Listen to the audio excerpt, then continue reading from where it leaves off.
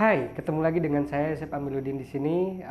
Kayaknya kita agak lama nggak buat konten ya. Dan sebenarnya konten kali ini aku iseng-iseng aja sih, kayak mikir-mikir konten apa gitu. Karena udah agak lama yang terakhir bikin konten tuh konten yang waktu ziarah ke makam Bung Karno. Meskipun ya topik kali ini agak di luar, uh, maksudnya kebiasaan dari pembahasanku gitu. Cuma cukup menarik buat dibahas. Apa itu Citayam Fashion Week?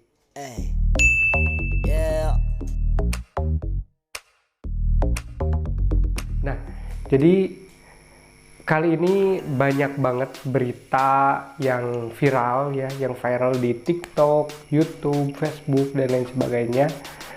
Dan ini berkaitan sama remaja-remaja yang lagi hits di Jalan Sudirman atau yang disebut dengan Citayam Fashion Week. Oke, jadi gue agak tertarik sama anak-anak remaja yang ya sekarang lagi adu outfit ya, dan semaraknya ini tuh sampai ke kampung-kampung gitu. Gue lihat sampai anak-anak SMP gitu, itu fashionnya, gaya rambutnya dan lain sebagainya itu sudah meniru gaya-gaya mereka yang tampil di Citayam Fashion Week gitu. Cuma ya kita tahu sendirilah, beberapa tokoh atau orang yang lagi viral di Citayam Fashion Week itu salah satunya adalah ada JJ, yang kedua Bunge, yang ketiga ada Roy gitu. Cuma gue yang bener-bener sering lihat itu mereka bertiga gitu. Nah, dari sini gue lihat banyak yang menarik gitu, mulai dari fashion yang mengutamakan kearifan lokal gitu. Biasanya kan kalau fashion show itu atau fashion week itu di luar negeri atau taraf daerah itu kan suka pakai produk-produk yang branded lah gitu. Cuma mereka anak-anak remaja ini cukup unik karena menggunakan produk lokal dan pastinya murah digunakan atau dijangkau oleh anak-anak remaja. Cuma ya itu dia, itu adalah kelebihan daripada Citayam Fashion Week ini gitu. Nah, cuma kalau berbicara lebih dalam lagi, ternyata banyak sekali, bukan banyak, terdapat sisi gelapnya dari Citayam Fashion Week ini. Karena kita lihat dari background mereka gitu, yang sekarang mulai speak up di sosial media, di TV gitu. Ini cukup menarik juga. Gua pertama lihat soal postingan Fashion Week ini di Instagram. Itu kan sering ada tuh TikTokers atau YouTuber yang ngewawancarain anak-anak gitu. Jadi yang pertama sisi gelapnya itu adalah gaya pacaran. Jadi banyak sekali di Fashion Week itu atau di Jalan Sudirman itu anak-anak yang nongkrong di bawah umur tapi udah pacaran gitu. Gue udah beberapa kali lihat yang masih SD itu outfitnya udah wah, aneh banget gitu. Udah ya mereka mungkin punya referensi lain lah. Tapi ya gue agak mirisnya itu ya karena ada anak-anak di bawah umur yang udah mulai pacaran dan ya seberani itu gitu. Bayangin aja, beberapa dari mereka nembak ceweknya langsung dan itu masih anak-anak banget gitu. Jadi usia-usia yang memang belum layak mengenal hal-hal seperti itu gitu. Nah itu agak gue bilang sisi gelapnya dari Jalan Sudirman itu. Jadi pentingnya juga buat kita orang-orang dewasa itu mengedukasi adik-adik yang memang sudah terjebak dalam suasana seperti itu. Dan gue lihat banyak banget ya, kayak si Roy sama si JJ itu kan masih di bawah 17 tahun gitu, dan mereka udah kayak gaya pacaran, pegangan tangan, peluk-pelukan, dan hal-hal seperti ini nih yang memang harus kita koreksi gitu. Karena memang bertolak belakang dengan attitude lah pada hari ini gitu. Dan selanjutnya gue agak menarik sama beberapa background dari mereka yang memang memiliki apa ya, kekecewaan dengan keluarganya gitu. Misalnya kayak broken home gitu. Ya banyak sekali dari mereka dengan background broken home. Gue pernah ngerasa di waktu remaja tuh ketika memang kurang perhatian dari orang tua, itu akan berdampak buruk kepada si anaknya. Nah, hal-hal ini gue lihat dari perilaku-perilaku anak-anak yang nongkrong di daerah Sudirman itu. Cuma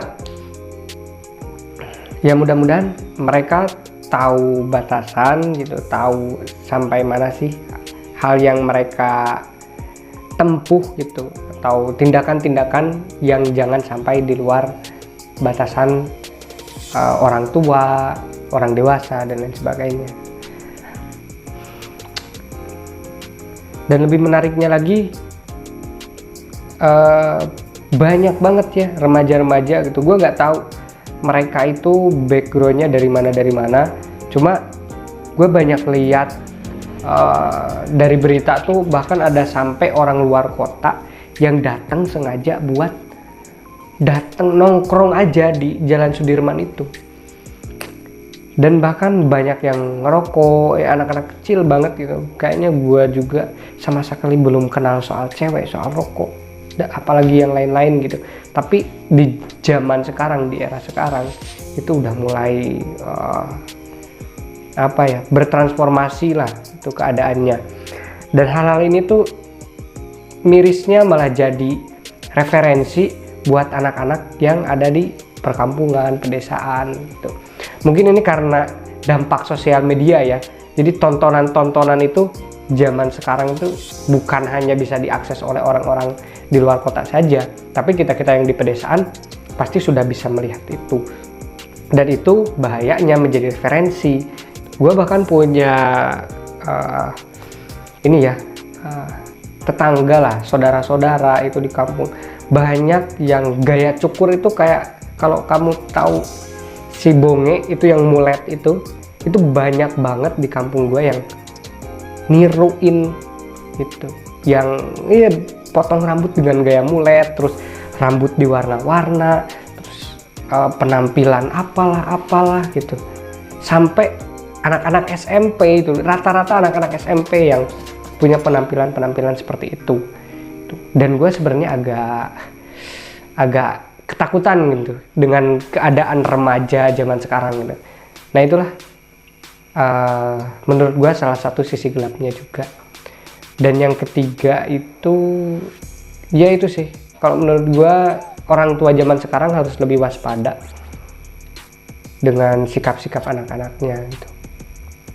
Karena memang kita melihat dari Citayam Fashion Week ini, gue pribadi suka agak geli-geli gimana gitu kan kalau lihat mereka. Cuma ya mungkin gue tetap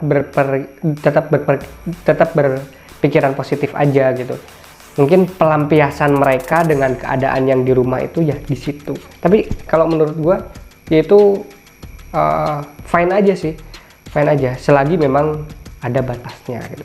Kalau menurut gue ketika memang ini sisi positifnya nih. Sisi positifnya itu mereka melontarkan kekecewaan mereka terhadap keadaan di rumah yang kurang baik itu dengan menuangkan kreasi seninya. Jadi menuangkan pikiran-pikiran sehingga mendapatkan perhatian orang lain. Mungkin itu kan. Jadi banyak sekali dari remaja sekarang, khususnya yang kayak broken home gitu, itu kan tidak mendapatkan perhatian dari keluarganya, dari orang tuanya.